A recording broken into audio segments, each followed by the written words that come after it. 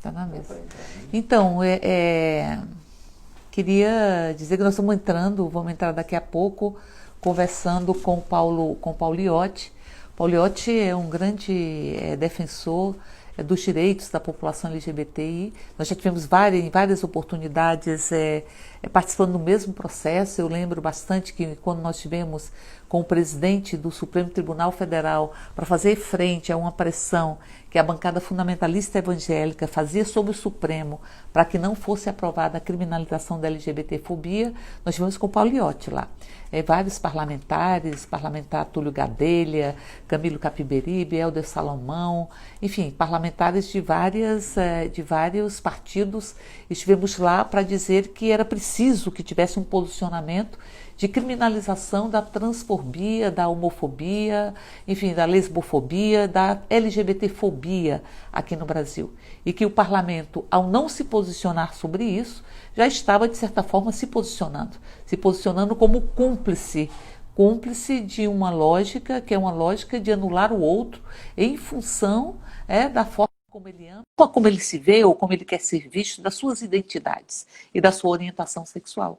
Eu acho que a gente que está respirando ares tão tóxicos, né, na nossa democracia. E chegou o Paulo Iotti, é uma alegria poder te ver de novo. Estou aqui contando, Paulo Iotti, que nós estivemos juntos na reunião com o presidente do Supremo, quando nós estávamos ali fazendo uma contrapressão, porque sabíamos que a bancada fundamentalista tinha estado com o ministro Toffoli e que havia toda uma construção na Câmara para que eles pudessem fazer um arremedo de projeto, um projeto que, em verdade, não tirava o ranço LGBT-fóbico, para poder dizer que o parlamento estava se posicionando e, a partir daí, impedir uma decisão do próprio Supremo. Foi feita essa articulação por eles, nós percebemos isso, e começamos a fazer uma contrapressão.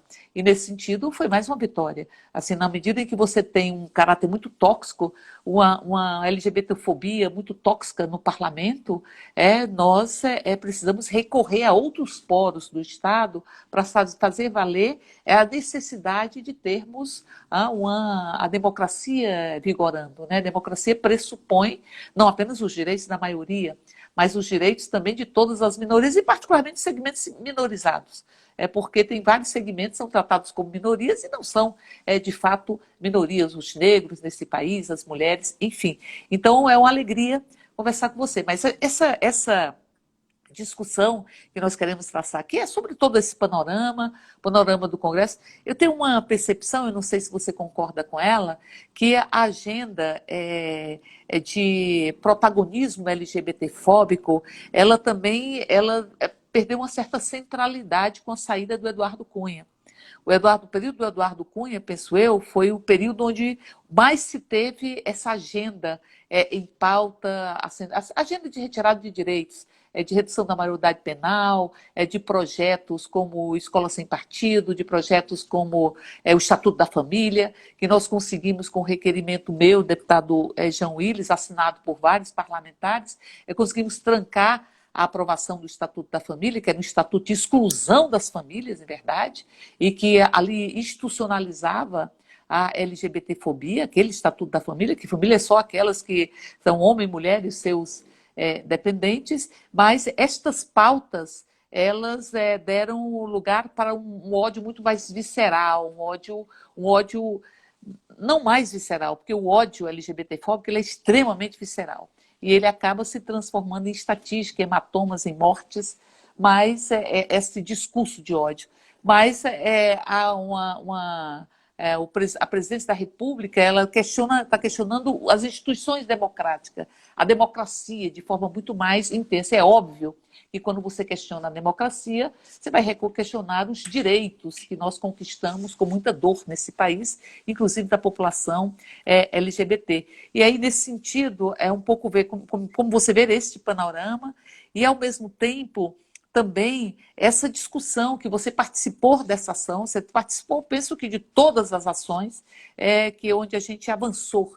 Se não avança no Congresso, avança no poder judiciário, mas avança sempre, porque isso é o destino da própria humanidade, é se reconhecer enquanto humanidade. Para se reconhecer enquanto humanidade, tem que reconhecer a sua diversidade.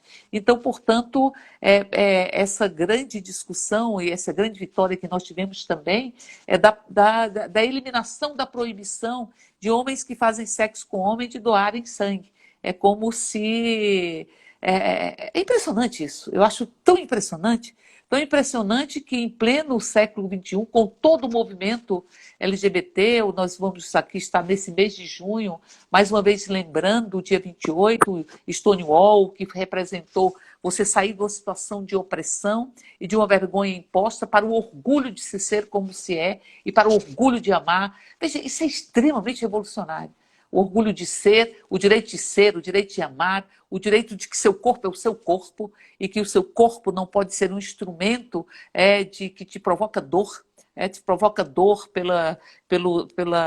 pelas chicotadas, eu diria, muitas vezes metafóricas e não literais, mas o impedimento de que ele seja livre, não é? Ou de que a gente possa viver uma liberdade. Eu acho que essa ausência de liberdade, ela atingiu tantas mulheres nesse país, ela atingiu tanto os negros, atinge tanto a população, as mulheres, os negros, a população LGBT, a ausência de liberdade de amar, liberdade de ser, liberdade de sentir que a cidade te pertence, que o beijo te pertence, que o carinho te pertence, que a afetividade te pertence, e que eles não perceberam ainda, mas a gente costuma dizer, eles não perceberam que a gente implodiu os armários e transformou em purpurina de todas as cores, que gruda na pele, gruda na alma e que vai fazendo com que a gente caminhe para libertar todos os beijos e para libertar todos os afetos que eles querem contidos, escondidos e invisibilizados.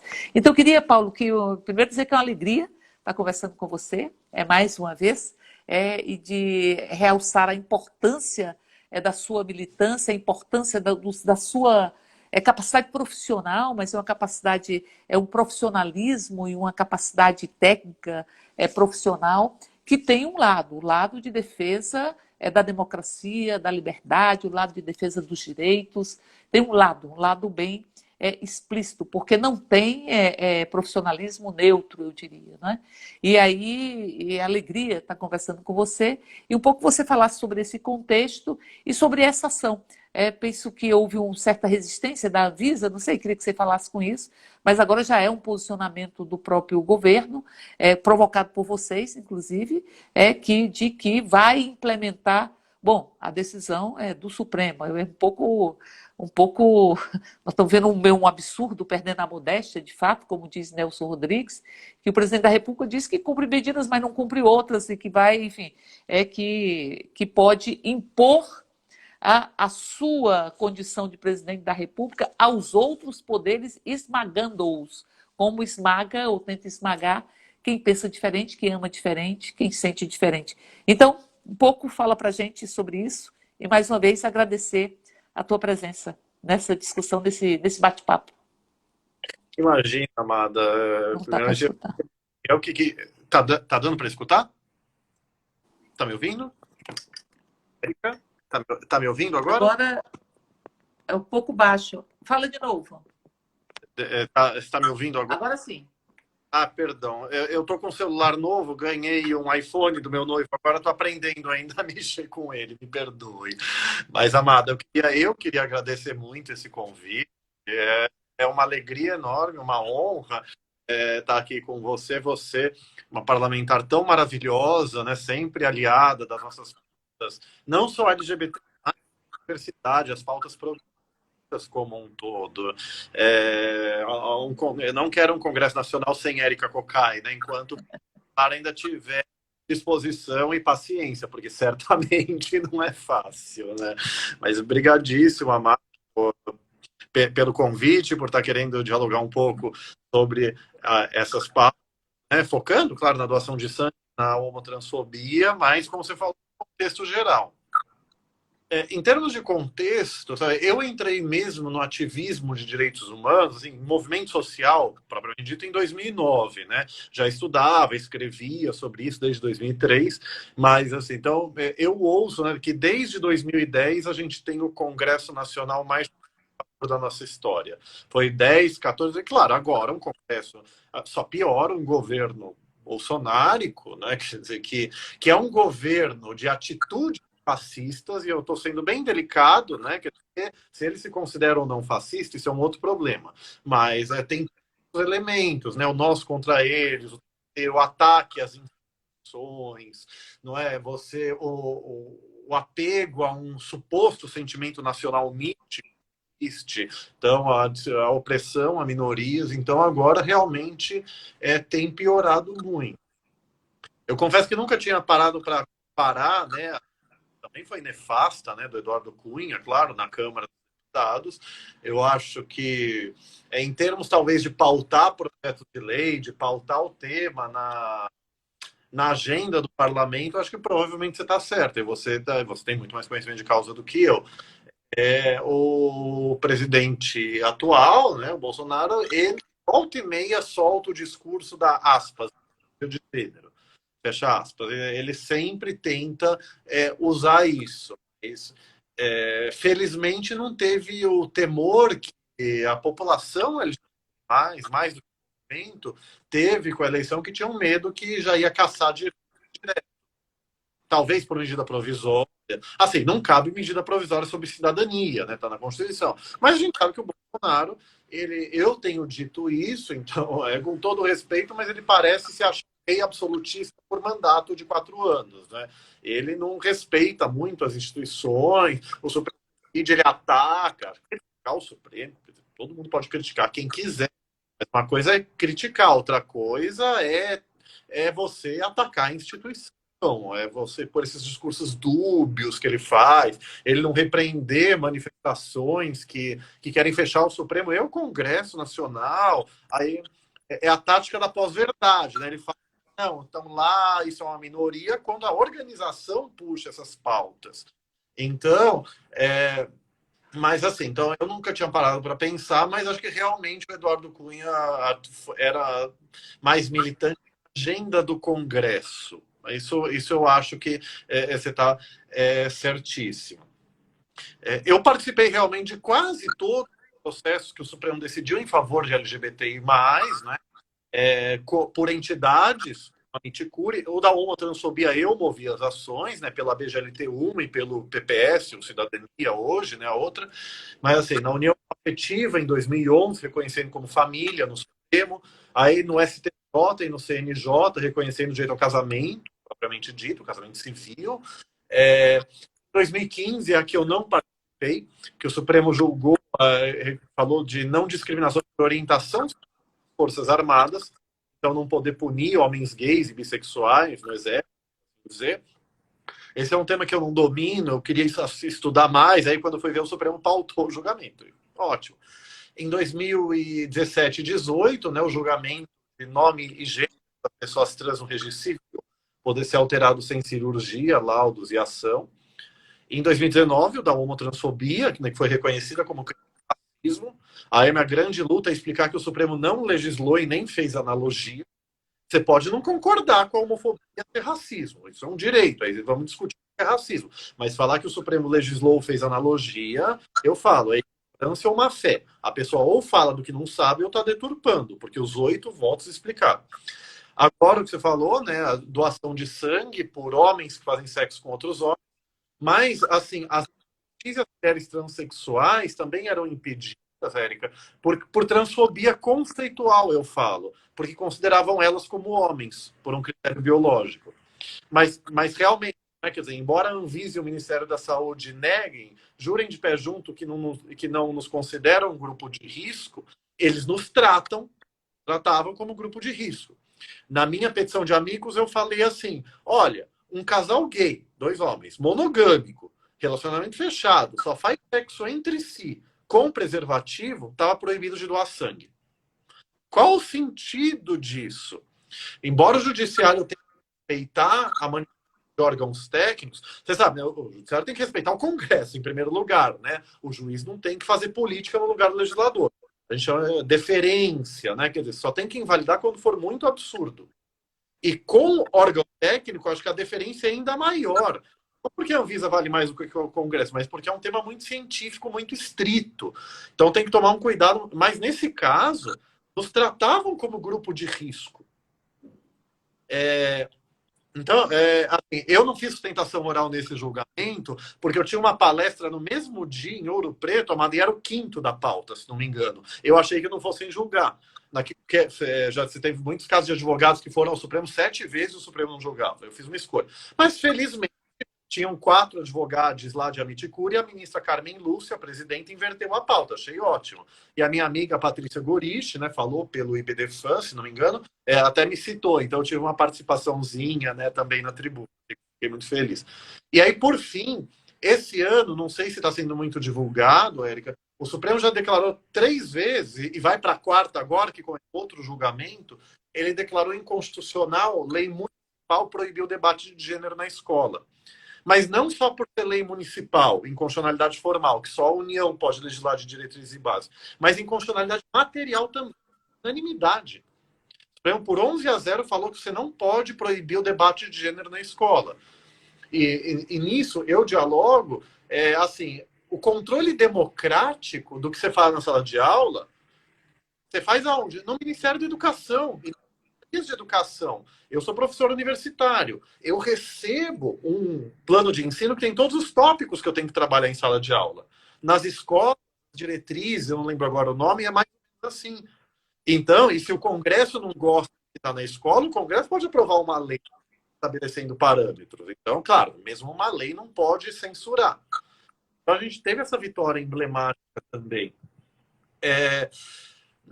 Uma outra pergunta sua, mas assim, acho que até para a gente dialogar mais, eu posso falar o seguinte: democracia, obviamente, você já mencionou, não é ditadura da maioria.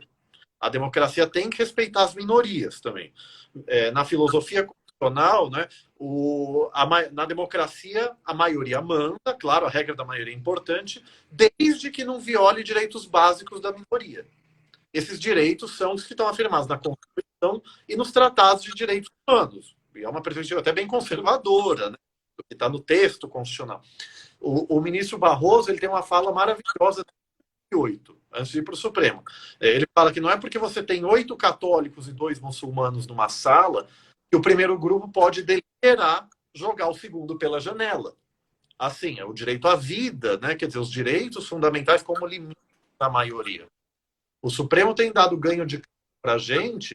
Basicamente, ele tem falado, olha, não reconhecer direitos, não reconhecer a outra sobre o crime de racismo, que é a adesão mais polêmica, embora eu acredite que ela esteja certa, é uma discriminação.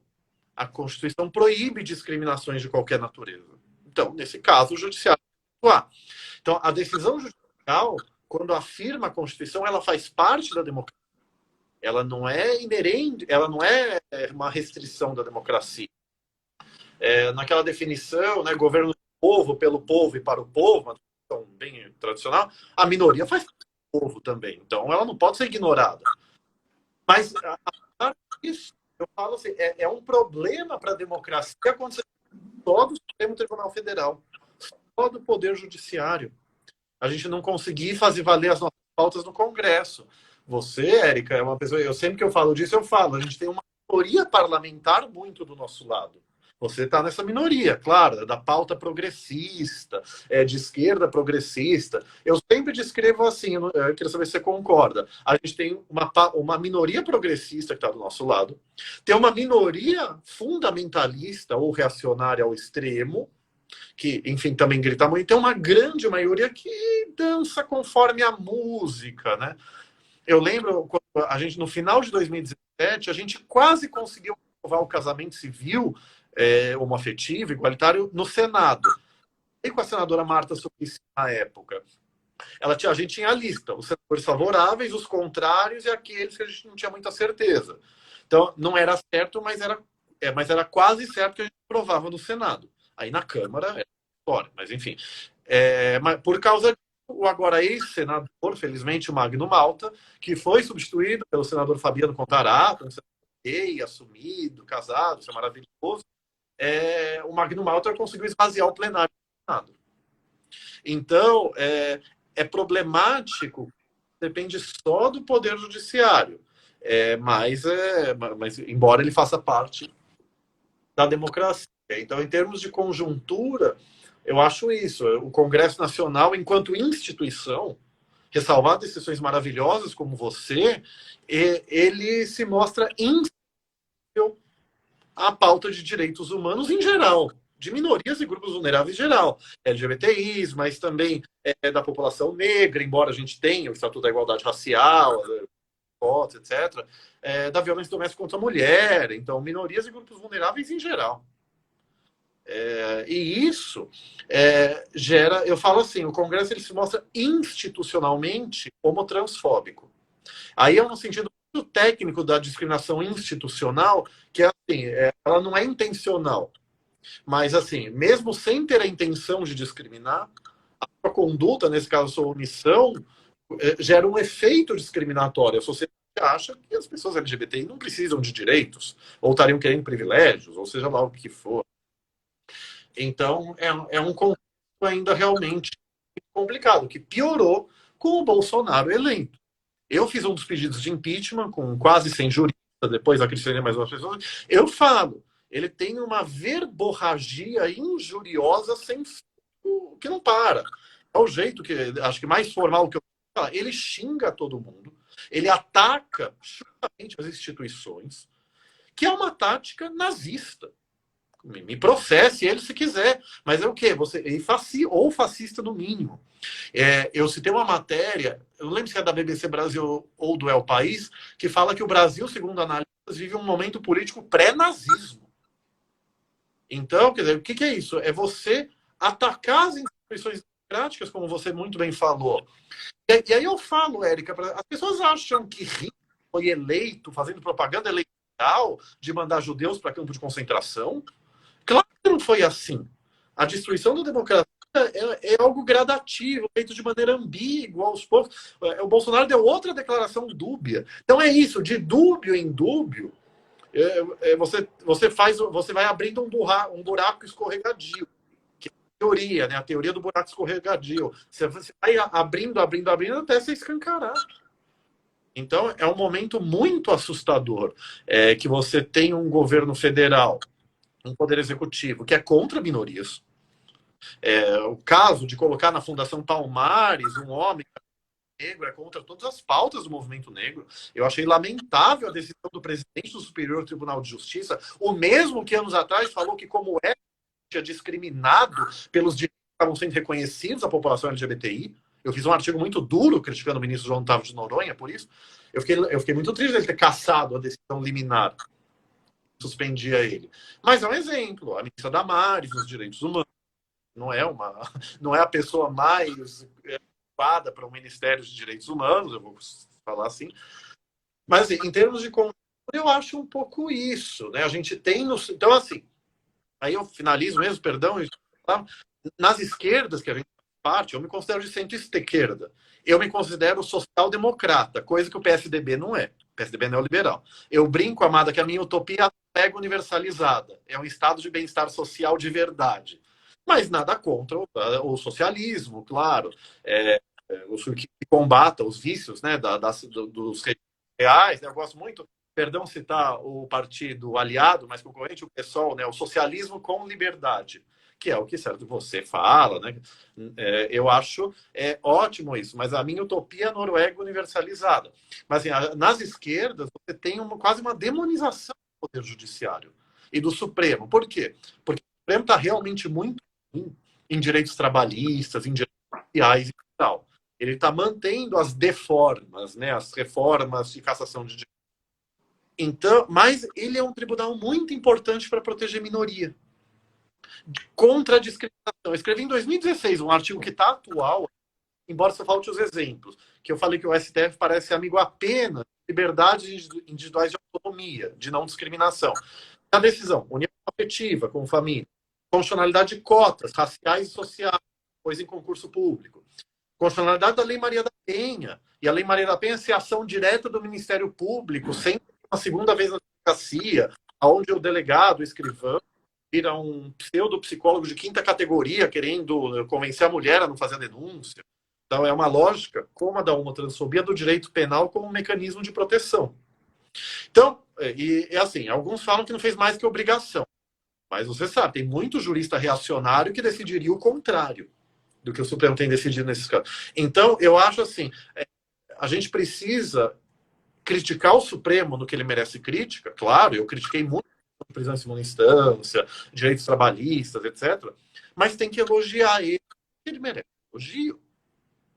Então, a gente tem um judiciário que é nosso aliado das pautas progressistas para defender minoria da discriminação, embora não para direitos trabalhistas. Direitos trabalhistas, a menos que seja algo muito extremo, como a mulher grávida trabalhar em ambiente insalubre com atestado médico, foi a única coisa da reforma trabalhista que o Supremo derrubou. Se não for algo muito extremo, quando a gente perde no Congresso, a gente não vai conseguir reverter no Supremo. Mas, então, com seus limites, o Supremo tem conseguido fazer um contraponto ao que o Bolsonaro tem feito.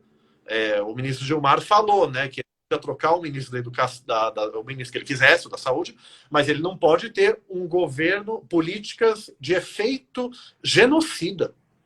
Que assim, é você querer que as pessoas saiam agora na rua, não tenha isolamento, esse isolamento vertical que não tem base científica nenhuma, isso pode gerar milhões de mortes. Meu noivo é médico. Ele fala, né? Quer dizer, os números já estão baixos, porque só testam os casos graves que estão internados, então tem uma subnotificação muito grande, mas se você não tiver um cuidado extremo, mas milhões de pessoas vão morrer. O Brasil tem 200 tantos milhões de pessoas, 1% disso são 2 milhões. Você pega dos casos divulgados, lá, eu fiz isso semanas atrás, era 5, 8% de mortes. Então, quanto é 5% de 5% de 200 milhões são 10 pessoas. Imaginou-se isso? Que essa quantidade de pessoas morrerem? Então eu misturei um pouco, é só para dizer que eu concordo com você. A gente tem dificuldades, problemas enquanto minorias em sentido estrito, mas enquanto sociedade como um todo, principalmente com esse governo, é uma coisa assustadora. Eu penso que, não, sem nenhuma dúvida. Acho que assim, a centralidade do Congresso nesse momento é uma centralidade da pauta ligada mais diretamente ao mercado, à retirada de direitos, ao processo privatista. É como se houvesse, assim, fazendo uma comparação com a tragédia grega, os deuses, o mercado fosse considerado um deus. Como o deus se enfurece, você joga os corpos, joga os direitos, é para aplacar a fúria do próprio mercado. Então, essa é uma centralidade. Nós tivemos agora, recentemente, essa semana, eu acho, a aprovação de uma medida provisória em plena pandemia que retira mais direitos dos trabalhadores. E o governo que dizia que era preciso a emenda constitucional 95, a reforma da Previdência, a reforma trabalhista para gerar emprego, não gerou empregos. Aliás, você tem um número imenso de pessoas na informalidade. Você nunca teve um quadro tão drástico antes da pandemia, inclusive com a retração do próprio PIB antes da pandemia. Então, acho que assim a primazia do parlamento nesse momento é de quem dirige o parlamento e da sua maioria, que, como você disse, é uma maioria que se constrói. Eu acho que você fez uma definição muito correta. Você tem uma parcela que tem um compromisso com o projeto democrático popular, uma parcela que tem um compromisso com o projeto de retirada de direitos, de defesa do mercado acima de qualquer coisa, e você tem um universo de parlamentares que ele vai de acordo com a força gravitacional de quem pode lhe conceder mais vantagens. E, nesse momento, há todo o movimento do governo de buscar aliados dentro deste centro, que é um centro que se cala frente ao grito dos maus. Lembra muito Martin Luther King, assim, o que me assusta não é o grito dos maus, mas o silêncio dos ditos inocentes. Né? Eu acho assim, que a maioria do parlamento não é fundamentalista, ou tem um fundamentalismo LGBT-fóbico, mas se cala frente ao grito dos maus e essa busca incessante de retirada de direitos da população LGBT, das mulheres, enfim, dos negros. Mas eu diria que a centralidade hoje é muito mais na pauta que está estabelecida pelo mercado e é onde Bolsonaro se segura para poder impedir o procedimento de um processo de impeachment. Porque, se fosse do ponto de vista estritamente jurídico, Bolsonaro já estaria fora. Ele cometeu inúmeros crimes de responsabilidade. Né? Uma coisa é a liberdade de opinião, outra coisa é ameaçar os poderes. Aliás, a construção dessa lógica de mito, de salvador da pátria, ela por si só já enfraquece as instituições.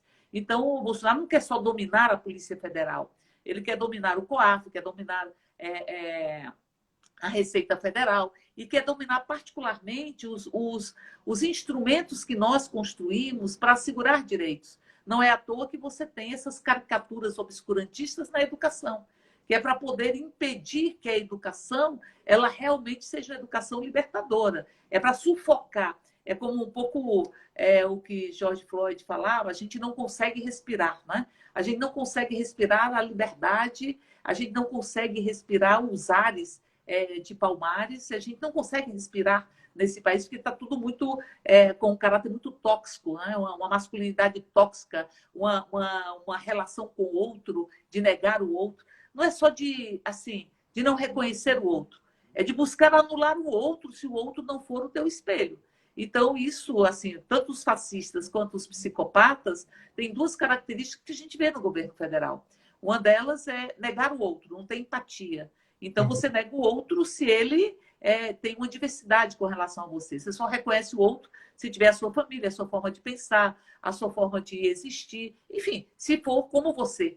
Então, você nega a diversidade. Ao negar a diversidade, digo eu, você nega a própria humanidade, que a humanidade é diversa. E, ao mesmo tempo, é autocentrado, né? É uma condição ególatra. Então, você vê que assim, a grande preocupação de Bolsonaro não é com a crise econômica, não é com a crise política, ou não é com a crise sanitária, não é com as mortes que vão entrando dentro das nossas casas e colando na nossa alma. É, em verdade, se proteger. E proteger a sua família de investigações, de denúncias de corrupção. Então, nesse sentido, nós estamos vendo uma crise muito intensa. E quando você tem uma crise, ela atinge todo mundo, mas ela vai atingir mais os setores, os segmentos da sociedade que, historicamente, foram alvos de mais violações de direitos. Ela vai atingir mais as mulheres, ela vai atingir mais a população LGBT, ela vai atingir mais os negros. Então, assim, você está vivendo um fascismo que se estabelece com muito discurso de ódio. Esse discurso de ódio, o palanque de Bolsonaro é um palanque de ódio, é uma ribalta de ódio, é uma ribalta de horror com relação ao outro, com a negação da nossa própria humanidade. Porque se você nega a afetividade, assim, se você nega a afetividade, você nega a humanidade. E esse processo que você falava, que é um pré-fascismo, eu penso que assim, é um processo de desumanização simbólica.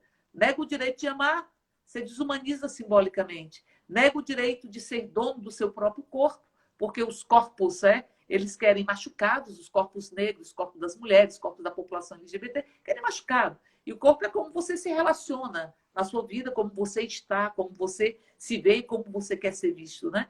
Então, veja, você tem um processo muito intenso de construção de um ódio contra a diversidade, que é um ódio que criou um palanque, e é um palanque que busca destruir tudo que significa liberdade, porque a liberdade ela não é solitária, né? A liberdade de ser, ela vai arrastar a liberdade de amar. Os direitos também não são solitários. Conquiste um direito, assim, essas vitórias, a gente teve a vitória da discussão do dito escola, a discussão de gênero dentro das escolas, porque isso é extrema, você negar a discussão de gênero é negar que a escola como palco de discussão dos fenômenos humanos e, ao mesmo tempo, de instrumento de proteção de direitos do conjunto da sociedade, de construção de uma sociedade menos tóxica, de uma sociedade onde se respeite mais, se respeite o outro, não é? Com toda a diversidade. Então, portanto, é extremamente nocivo, porque educação não é uma relação hierarquizada, que o educador ele tem um conteúdo e ele derrama esse conteúdo que tem que ser absorvido. O conhecimento ele é plural e ele tem que ser sempre objeto de dúvida para que ele possa se repensar, ser repensado e evoluir. Então, assim, nesse sentido, nós estamos vivenciando um governo que precisa sair da presidência da República, porque enquanto o fascismo estiver estufado com a faixa presidencial, nós vamos viver essas mortes literais e essas mortes metafóricas, porque aí é um processo de desconstrução da humanidade, de desumanização simbólica, que leva à desumanização literal. Então, assim, nesse sentido, é que eu penso que, ainda que o parlamento esteja centrado na agenda econômica, é extremamente nociva para o Brasil, mas a centralidade dessa pauta a pauta LGBT-fóbica, a pauta adultocêntrica. Esta pauta, ela foi muita marca do governo, da gestão de Eduardo Cunha, que fez uma aliança entre os fundamentalistas punitivistas, fundamentalistas religiosos, fundamentalistas patrimonialistas, e conseguiu, nessa articulação, criar uma estrutura de defesa de agendas de muito retrocesso. Então, nós continuamos com o parlamento com muitas agendas de retrocesso, na retirada de direitos, no aumento da desigualdade, mas é uma agenda muito pautada nas questões econômicas, que são extremamente nocivas. Mas você não vê mais assim a mesma força, eu diria, de uma comissão para discutir o Estatuto da Família, de uma comissão depois, que era um bombardeio, era uma metralhadora de retirada de direitos giratória, que você, assim, ao mesmo tempo você tinha tantos projetos absurdos, né? Projetos, por exemplo, de anular casamento das pessoas trans, enfim, coisas que você nem pensa que alguém pode pensar nisso. Eu lembro que, em determinado momento, houve um abaixo-assinado, quando houve a criminalização da LGBTfobia, eles fizeram um abaixo-assinado contra o ativismo judicial. Porque aí eles dizem o seguinte, o ativismo judicial que é o judiciário adentrando na esfera do parlamento. Então, o parlamento, quando não se posiciona em defesa dos direitos, ele está se posicionando. Quando ele não fala sobre o casamento igualitário, ele está se posicionando contra o casamento igualitário. Como nós temos um projeto que ainda é da deputada Yara Bernardes, de criminalização da homofobia, que acabou sendo arquivado no Senado. E quando você tem isso e o parlamento não tem posicionamento, ele está se posicionando. Então, aí, Paulo, eu queria conversar com vocês algumas coisas que têm chegado aqui. Primeiro, é viável criar campanhas de doação de sangue de pessoas LGBTI que mais na pandemia? É uma das perguntas. A segunda pergunta é quais os desafios para o movimento LGBTI? E o doutor Wesley Monteverde, e o Yuri Costa que pergunta. E o doutor Wesley Monteverde, ele diz, Paulo, fale sobre a dificuldade no cumprimento do julgamento do STF. Então, assim, acho que aqui o Yuri falava alguma coisa. A gente podia mesmo organizar uma campanha de doação de sangue das pessoas, LGBT, dos homens que fazem sexo com homens, na verdade, que essa é a proibição. Inclusive, você falava que tem um caráter transfóbico, também tem, porque, em verdade, as mulheres trans são consideradas como se homens fossem, né? Então, esses projetos absurdos que vão surgindo na Câmara e que a gente, todo momento, vai fazendo a resistência para que eles não prosperem. Mas, e a gente tem conseguido isso também, fazer, desde a época do Cunha, porque esses projetos, nem o Estatuto da Família, nem a dita escola sem partido, que, em verdade, era... Assim, essa generofobia, né? É um negócio tão impressionante que é muito patológico isso, né? É patológico. Se você tem se você fala a palavra gênero, a palavra é maldita. Você não pode... Só para você ter uma ideia, a lei do feminicídio, a gente, para poder aprová-la, nós tivemos que tirar a violência em função do ataque ao gênero, a violência com caráter de gênero, violência de gênero feminino. Temos que colocar sexo feminino, né? Porque senão a gente não aprovava. Então, assim, são coisas que ainda estão permanentes na Câmara e que é uma agenda que um pouco está mais silenciosa nesse momento, em função da própria pauta do governo, que é um governo transfóbico, é um governo LGBTfóbico, é um governo sexista, machista, enfim, e que vai manter esse discurso em postos chaves. Você tem uma ministra dos Direitos Humanos que ela diz que menino veste azul, menina veste rosa, e que ela culpabiliza, inclusive, as meninas vítimas de exploração sexual, dizendo que é porque não tem calcinha, não usam calcinhas e tal. É como se a culpa fosse sempre das vítimas, né? Transformar as vítimas em responsáveis pelo seu próprio sofrimento, que é um pouco as paredes e os tetos de vidro desse país, né? Então, assim, se o parede e o teto é de vidro, você diz, se você não chega nesses postos, não é porque a sociedade é LGBTfóbica ou porque ela é sexista e machista, é porque, como a parede é de vidro, o teto é de vidro, você não vê, E então você culpabiliza quem não chega. É um pouco a discussão que eles fazem com relação à subrepresentação feminina. Não, o problema é que as mulheres não querem participar da política, o problema está nas mulheres. Então, assim, sempre essa culpabilização. As vítimas de estupro, a culpa, ou as vítimas da LGBTfobia, quantas vezes não são as próprias vítimas responsabilizadas, culpabilizadas pela violência que sofrem. Mas quem mandou você querer ser como você é? Então, enfim, é um discurso extremamente fascista, e que diz respeito ao conjunto da sociedade. Mas eu queria que você um pouco falasse sobre isso, essa questão dessa ideia de fazer uma campanha, ou como está o que se tem de concreto na aplicação dessas decisões do Supremo, assim, um pouco, particularmente essa discussão da doação de sangue e o contexto que está posto hoje. Quais são as perspectivas e por onde a gente pode caminhar? E eu penso que a gente tem muito que caminhar ainda e que a gente não tem como retroceder mais, assim, né? Para a senzala a gente não volta, para manicômio a gente não volta para ficar grudada no fogão e no tanque as mulheres, e nem a população LGBT volta para os armários. Eu acho que os passos de liberdade, eles dão gosto, né? Faz a gente respirar sem toxicidade, eu diria. Mas fala um pouco para o que você acha dessas coisas que foram perguntadas. Claro, claro. Eu fiz aqui algumas anotações também. Deixa eu tentar brevemente comentar algumas coisas também e responder no final, mas eu anotei tudo.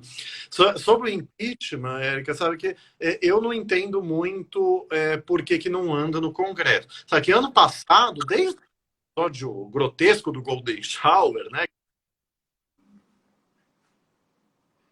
Maíra parou aqui. Aqui tá voltou. Reclamou aqui um pouco da bateria, mas vai aguentar. Perdão. Desde o ano passado me pediam para fazer impeachment. Eu falava, olha, não adianta ter uma petição jurídica muito boa e não ter contexto político. Porque o impeachment é jurídico-político. Tem que ter o requisito jurídico, mas tem que ter vontade política. O requisito jurídico que não tinha impeachment da presidenta Dilma, e eu era muito crítico politicamente da presidenta Dilma, então, quer dizer, mas foi golpe, porque ali não tinha o requisito jurídico. Aqui tem. Por isso que eu brinco, agora a gente tem impeachment sem golpe, amada, se sair aqui o do Bolsonaro, né? Então, mas eu falava, vai entrar um Mourão no lugar, não sei o que. Mas olha, sinceramente, Mourão, que na campanha eleitoral era tão grotesco quanto o Bolsonaro nas suas falas, né? Ele assumiu um papel meio de estadista. Mais ou menos o Dória, o Witzel, que são horrendos também politicamente. Mas eu já acho que um Mourão, alguém com postura de estadista, já seria menos pior, né? Não teria pelo menos essa guerra de nós contra ele. Eu tenho proposto, até eu ouvi falar que recentemente a oposição uma nova PEC para a autoridade dos ministros do Supremo. Que eu ouvi isso ano passado, foi o Rodrigo Maia falando, pena que não acho mais a notícia, que dependendo do que o Bolsonaro fizesse na indicação da PGR, ele pautava isso. Eu, como constitucionalista, amada, eu acho ruim a idade de ministro. Mas, assim, eu acho pior 30 anos de ministro bolsonárico, que é terrivelmente evangélico, seja lá o que for. E eu tento dialogar, quando a gente tiver um governo mais progressista, a gente pode revogar a PEC. Não pode o que o Bolsonaro quer, que é revogar e aposentar na hora. Mas hoje está 75, vamos supor, você aumenta para 80, depois você abaixa para 70 de novo. Quem tiver 69 se aposenta com 70. Quem tiver mais de 70 se aposenta na idade. E isso eu dialogo com as esquerdas. Com as direitas, eu tento dialogar, que o Supremo, que a gente falou, ele está defendendo a pauta neoliberal das reformas. O Supremo só derruba a coisa absurda do neoliberalismo. E é bom para o país, para a imagem do país, a Suprema Corte defender minorias. Porque com as esquerdas eu falo, o Supremo hoje já é ruim na pauta, mas o ministro Bolsonaro também vai ser aqui e vai querer retroceder os avanços para minorias. Então, se isso puder andar, eu acho que é importante para a nossa democracia. O Congresso Nacional, eu tenho visto, o que eu, pelo menos, parei antes, como o Congresso tem amenizado as deformas do Bolsonaro. Amado, você pode me corrigir. Eu nunca tinha visto, reparado, o Congresso Nacional aceitar tanta medida provisória ou fazer tanta luta contra medidas provisórias como eu estou vendo no Bolsonaro. Então, é para ver como o governo Bolsonaro, mais conservador reacionário, ele está numa lógica, se não é fascista, é fascista. Então, eu acho que é isso. Eu tinha outras coisas para falar, né? Quer dizer, que você falou, quando o Congresso se omite, o Supremo deve agir. No julgamento da homotransfobia, chegou a falar que não tinha uma decisão. Você falou, decidimos não decidir. Só que, assim, o Congresso pode decidir não decidir juridicamente muitas vezes. A questão é que ali, até que o Supremo acolheu, é que a Constituição obriga a criminalizar a homotransfobia. Porque a Constituição fala que a lei deve punirá toda discriminação a direitos e liberdades. Tem que ter lei sobre isso. A liberdade, a ação sexual, a livre. Você falou, eu gosto também de falar, eu brinco com o lema feminista, que é muito importante. Meu corpo, minhas regras. Cabe a mim ver como eu vou utilizar meu corpo, desde que, parafraseando o Aires Brito, no julgamento da União Europeia, desde que eu não use o meu corpo para oprimir o corpo alheio, que é o que ele falou do estupro, da pedofilia. Não. A liberdade, desde a Revolução Francesa, é você fazer o que quiser, desde que não prejudique terceiro. Não oprima o corpo alheio, nessa nova metáfora aqui. E o ministro Gilmar fala aí. O tribunal tem que atuar positivamente, tem que garantir direitos, ainda que criando direitos. Quando? Quando a Constituição exige esse direito. O juiz não é mais a boca, como queria Montesquieu lá atrás, pré-revolução francesa, eu posso. O juiz, ele concretiza normas vagas da Constituição. Igualdade, o que é dignidade, o que é liberdade? Claro que o Congresso tem uma ampla liberdade para definir isso de inúmeras formas, desde que não seja uma regulamentação mentira, né? Garantindo a liberdade por uma lei que na prática é liberdade. Né? Então, aquilo que eu falo, o judiciário anular só. Então, a patologia com o termo gênero. Acho que, lembra, Amada, que em 2015 a Câmara de Vereadores de Campinas repudiou Simone de Beauvoir pela frase falando, ninguém nasce mulher. Eu falei isso na sustentação oral do julgamento do banheiro por pessoas trans. Está suspenso até hoje, não perdido de vista o ministro Fux desde o fim de 2015. Eu lembro que a ministra Weber olhou para mim horrorizada quando repudiaram Beauvoir. E, enfim, eu falei, o livro O Segundo Sexo começa com uma epígrafe de Pitágoras, que haveria um princípio que é masculino e um mal que é feminismo, que é feminino. Aí eu juro que escapou de mim, falei da tribuna do Supremo, socorro, pedir socorro, não sei o quê, olha o nível. Então, a Constituição de Beauvoir, não é que nasce com determinada genética, é que essa torna-se mulher e torna-se homem também, quer dizer, que ela fala, esse ser castrado, seria a mulher, né? Quer dizer, a qual a sociedade dá direitos e oprime. Não, essa ideia de que a mulher seria inferior ao homem, que deveria ser a rainha, a mulher branca, né? Que as pessoas falam que com elas nunca foi bem assim. A mulher negra sempre trabalhou, mas isso é um construir, isso é o que se torna. Mas o que eu mais queria falar é que eu acho que foi em Barueri, em São Paulo, tiraram da lei de educação gênero alimentício e transversalidade. Achavam que era gênero de masculinidade e feminilidade, e achavam que transversal tinha alguma coisa contra o sexual. É algo, sabe, é o que você falou, é uma patologia. É algo assim inacreditável. Além da culpabilização das vítimas, né, que é a estratégia clássica do opressor. Então, eu só queria fazer ideias. Eu acho que, finalizando o impeachment, eu acho que eu tinha que apoiar o impeachment. Os militares tinham que apoiar o impeachment, porque o Mourão, num sentido, ele é mais perigoso, que é igual o Temer, o golpista, eu brinco, né? Quer dizer, ele vai ter essa postura disso que vai fazer as reformas andarem mais. Mas então, por isso que eu entendo alguma coisa ao impeachment. A cassação da chapa, que eu apoio, mas eu não entendo quase nada de direito eleitoral para atuar aí.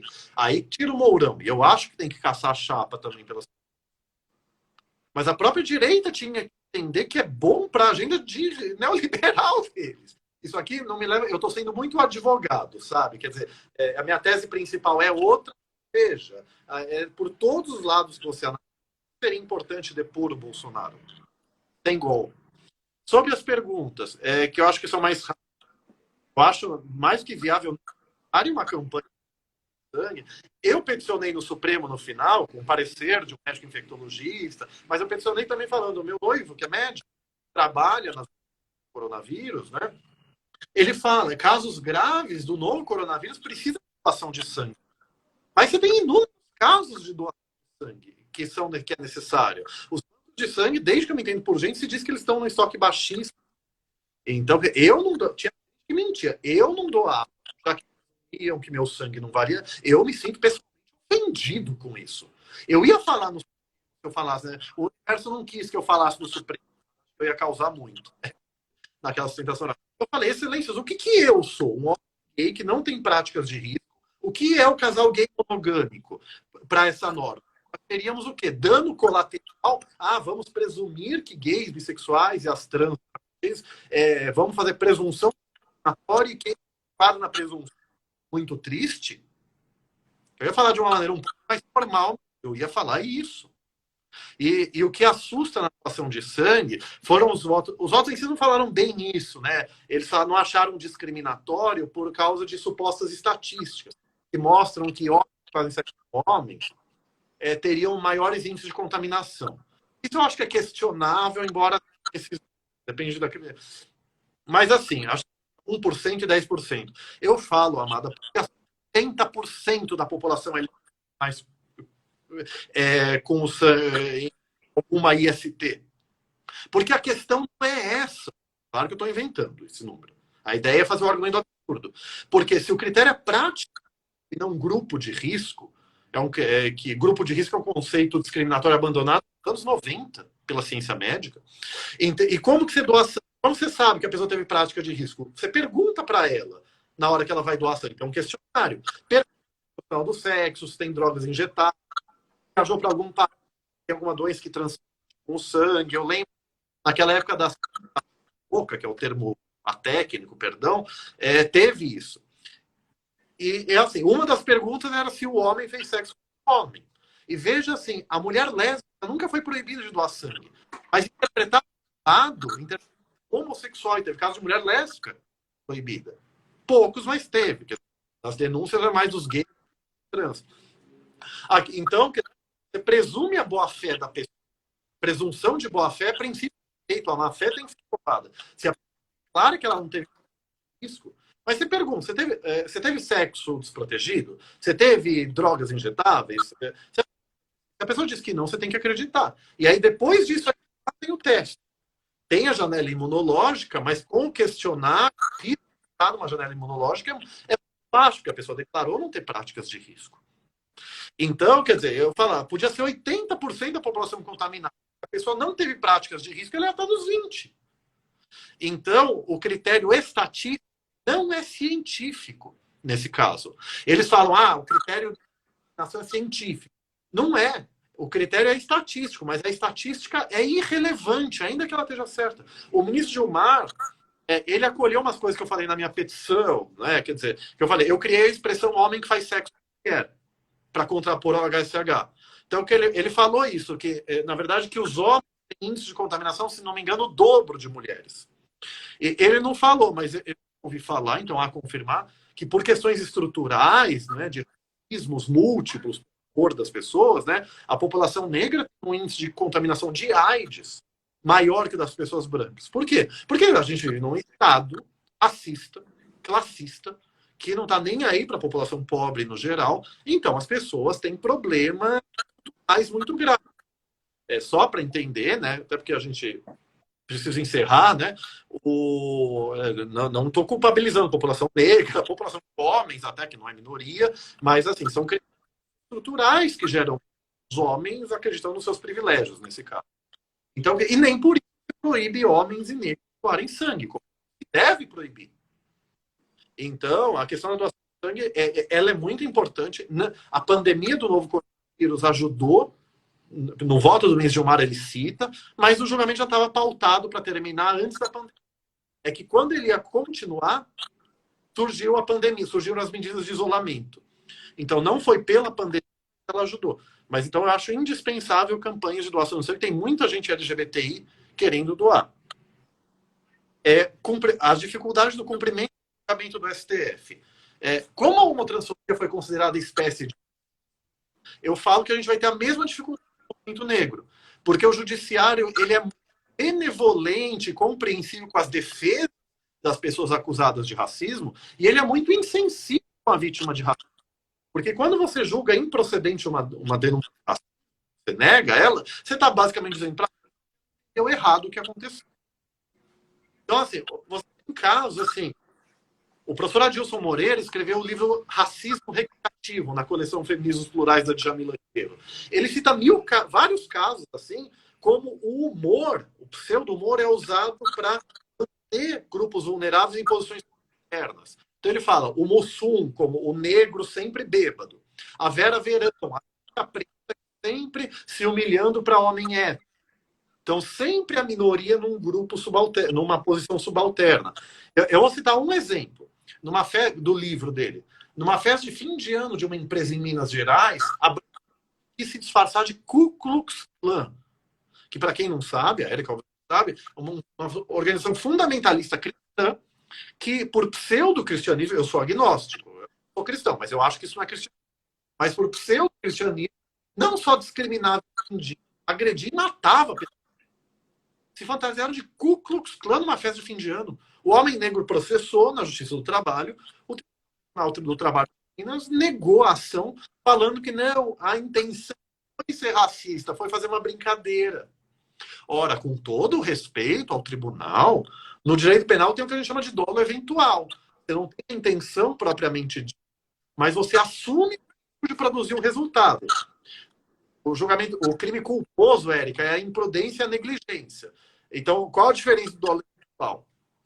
É que eu não quero usar o termo chulo aqui que usam em concurso para você decorar, né? Mas assim, a culpa vai prudente. O dolo eventual é o famoso não tô nem aí. Olha, eu não quero, mas se acontecer, não tô nem aí. Poxa, você vai falar que a pessoa assumiu o risco ao se fantasiar de Ku Klux Klan?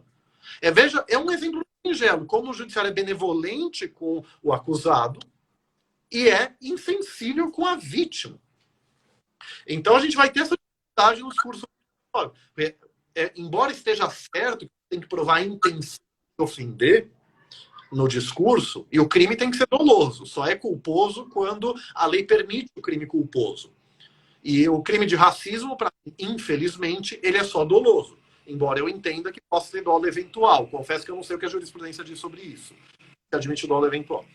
Mas, assim, vai ter isso. Uma resistência que vai ter, Érica, é a questão da injúria racial. A petição inicial, as ações que eu fiz, falam da lei antirracista. O Supremo falou, então, para aplicar a lei 7.789.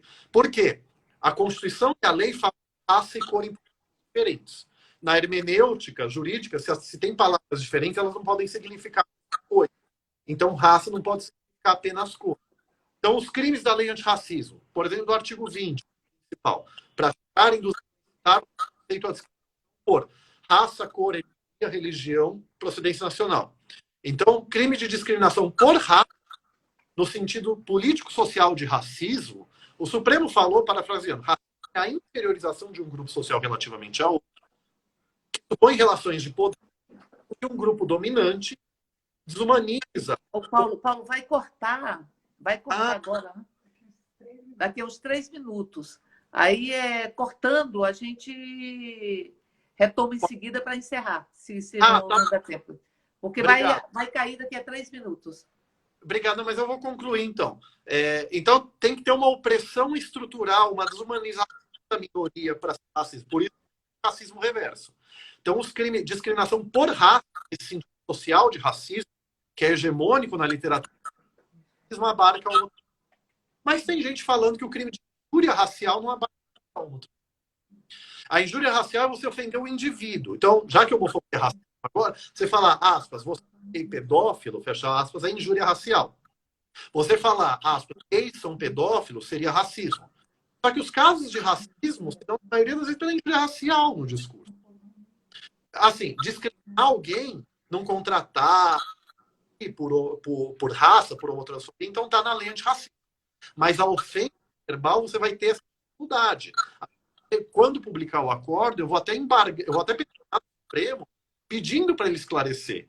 Eu não queria fazer isso, mas tem delegacia e juiz achando isso. Então eu vou peticionar constrangido, falando que é o entendimento de má fé, porque é inteligência, com todo o respeito, e que o Supremo precisa esclarecer. Mas essa é a verdade. Aí, os desafios do movimento, será que a gente pode falar? Tá? E aí a gente... Ou você acha que dá para falar? Então, acho que vai acabar daqui a um minuto. Se você quiser, cai e a gente retoma depois, não é isso? Assim, o desafio principal é, primeiro, pessoas intersexo. Pessoas que são operadas enquanto isso, onde você tem um cromossomo que não é nem XX nem XY, tem 40 e tantas variantes, que na esmagadora maioria dos casos não tem problema para a saúde clínica. Então, é o Supremo reconhecer, como reconheceu o Tribunal Constitucional alemão, e o direito ao livre desenvolvimento de personalidade, não opere o bebê, deixe ele crescer para que ele diga qual gênero se identifica. O direito humano à autodeterminação de gênero, disse o Tribunal Constitucional alemão. É isso, e a gente conseguir que as escolas tenham, agora que está proibir o debate de gênero, a gente conseguir ensinar nas escolas LGBTI+, e devem ser respeitadas, ou no mínimo consideradas, e as escolas ensinarem a serem machistas, homofóbicas e opressoras em geral. Vai acabar, esses são os dois grandes desafios do movimento agora.